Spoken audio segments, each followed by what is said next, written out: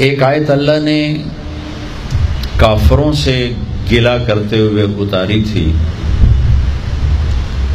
لیکن اس وقت مجھے لگتا ہے کہ وہ آیت ہمارے لیے بھی موزوں اور فٹ نظر آتی ہے۔ یعلمون ظاہرا من الحیات الدنیا وہم عن الآخرۃ ہم غافلون۔ اللہ تعالیٰ فرما رہے ہیں کہ یہ نادان صرف اس دنیا ہی کو زندگی سمجھ کر بیٹھے ہوئے، صرف اسی کی ظاہری چمک دمک کے پیچھے دوڑ رہے ہیں اور آخرت کے بارے میں بالکل غافل۔ جب یہ آیت اتری تھی تو کوئی اہل ایمان میں ایسا نہ تھا جو آخرت سے غافل ہو اور دنیا کی چمک دمک اسے دھوکہ دے سکتی ہو، لہذا یہ آیت پوری کی پوری اہل کفر کی طرف متوجہ تھی کہ یہ صرف اس مٹ جانے والا گھر، یہ دھوکے کا گھر، یہ مچھر کا پر، یہ مکڑی کا جالا، یہ چند صبحیں، یہ چند شامیں، کچھ بیت گئیں کچھ باقی، یہ صرف اسی کے پیچھے بھاگے جا رہے ہیں اور آخرت بالکل انہیں نہ یاد ہے، نہ اس کے لیے پریشان ہیں، نہ اس کے لیے فکر مند ہیں، نہ اس کے لیے کوشش ہے۔ میرے عزیزو، مرد یا عورت، مومن یا مشرک، زندگی کی دوڑ دنیا بنا دے، وہ بھاگتا جائے، ہر ایک کو تو منزل نہیں ملتی۔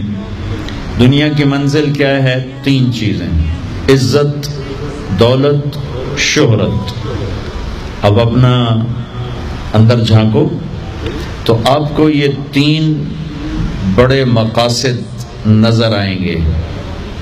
آپ کے لاشعور میں یہ چیز، آپ کے نہیں، پوری اس وقت امت مسلمہ اللہ ہر جگہ، پیسہ ہو، عزت ہو، شہرت ہو، اس کے لیے جو کرنا پڑے ہم کریں گے۔ جھوٹ سے ملے جھوٹ بولو، سچ سے ملے سچ بولو۔ ایک استاد شاگرد جا رہے تھے، 3 روٹیاں اس نے سر پہ رکھی ہوئی، اس کو راستے میں بھوک لگی، وہ تھوڑی کر کے کھاتا گیا۔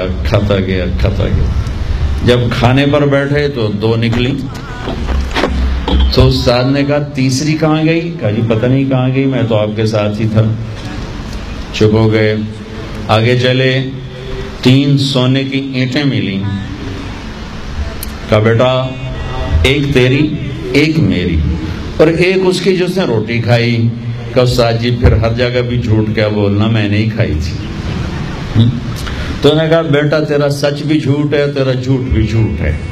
تو یہ نفسیات ہے آج کے مسلمان کی، اسے عزت دولت شہرت کے لیے جھوٹ بولنا پڑے جھوٹ بولے گا، سچ بولنا پڑے سچ بولے گا۔ ایمان بچ جائے کوئی بات نہیں، ایمان چلا جائے کوئی بات نہیں، غیرت کا سودا ہو جائے تو بھی ٹھیک ہے، غیرت بچ جائے تو بھی ٹھیک ہے، حیا رخصت ہو جائے تو بھی ٹھیک ہے، بچ جائے تو بھی ٹھیک ہے، انسانیت کے ماتھے پہ داغ لگے یا جھومر سجے، اسے صرف یہ چیزیں چاہیے، عزت چاہیے، دولت چاہیے، شہرت چاہیے۔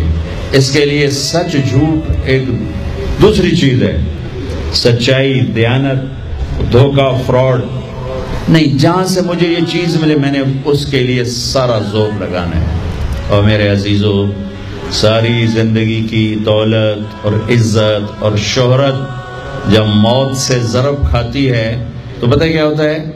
جیسے آپ 1 × 0 تو 0، اور 1 سے آپ ٹریلین تک چلے جاؤ، 1 ضرب 0 0، 1000 ضرب 0 0، لاکھ ضرب 0 0، کروڑ ارب کھرب ضرب 0 0۔ میرے عزیزو، ساری دنیا کی بلندیاں، عزتیں، شہرتیں ضرب موت، ساری دنیا کی ڈگریاں، فیکٹریاں، حکومتیں، وزارتیں، صدارتیں، ضرب موت، ساری دنیا کا عروج، زوال، بیماری، صحت، طاقت، بدمعاشی، شرافت، ضرب موت، زیرو زیرو زیرو۔ جو ہی یہاں سے سانس نکلتا ہے تو اولاد بھی نام لینا چھوڑ جاتے ہیں۔ کوئی نہیں کہتا ابا جی پڑھیں، کہتے میت پڑی ہوئی۔ کوئی نہیں کہتا ماں جی کو اٹھاؤ، کہتے ہیں جنازہ اٹھاؤ، میت اٹھاؤ۔ ادھر جان نکلے گی، ادھر طارق جمیل کا ٹائٹل ہٹ کے میت کا ٹائٹل لگ جائے گا۔ میت اٹھاؤ، جنازہ اٹھاؤ، میت آ گئی، جنازہ پہنچ گیا۔ ہاں، ساری زندگی کی دوڑ کے بعد جب آپ موت سے ٹکرائیں گے تو اب چند مٹھی خاک ہوں گے۔ ساری زندگی کی شہرت جب موت سے ٹکرائے گی، چند مٹھی خاک۔ ساری زندگی کا عروج، ساری زندگی کے پروٹوکول، ساری زندگی کے ہوٹر، کلاشن کوفوں والے گارڈز اور آگے پیچھے ہٹو بچو کے شور، یہ موت سے تو بچا نہیں سکتے۔ موت تو اللہ کا امر ہے، جب آتا ہے تو اسے کوئی روک نہیں سکتا۔ جب یہ موت سے ضرب کھائے گا، زیرو زیرو زیرو۔ بچوں جاؤ میانی شریف کے قبرستان، وہ ویران کھنڈر قبریں، شکستہ حال قبریں، جن پر نسلوں نے بھی جانا چھوڑ دیا، جن کی نسلوں کو بھی نہیں پتا کہ دادا کی قبر کہاں ہے، پردادا کی کہاں ہے۔ وہ پکار پکار کے کہہ رہی ہیں کہ یہ دنیا دھوکے کا گھر ہے، یہ مچھر کا پر ہے، یہ مکڑی کا جالا ہے، یہ مٹ جانے والا سامان ہے، اور ایک دن اللہ اسے مٹانے کا فیصلہ کر چکا ہے، کر چکا ہے، کر چکا ہے۔